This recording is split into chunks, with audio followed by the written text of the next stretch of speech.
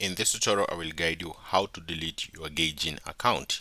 So make sure to follow the instructions very carefully. Now on your browser, whether you're using phone or PC, just go to gaijin.net, or you can type store.gaijin.net. I'll put the link on the description of this video. Also this page, select here sign in. Now also select sign in, make sure to choose your account. So I'm going to choose the account that I want to delete, my profile, and then make sure to input the password here. So I'm going to type the password,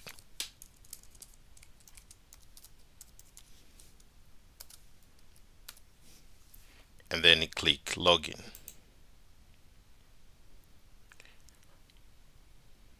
Now once you log in into your account, select your profile here at the top right corner, and then select profile.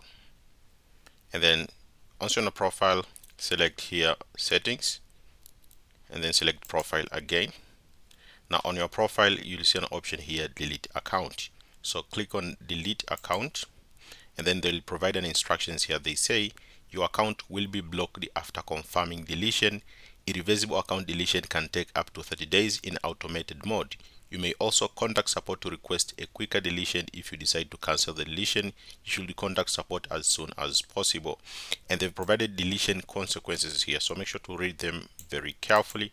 And they say if you are sure you want to start the gaijin.net account deletion procedure, just select here delete account. So it's very easy. Just select your profile, click here on profile, on the settings, select here profile again, scroll down, you'll see an option to delete account. Thank you so much for watching this video, and see you next time.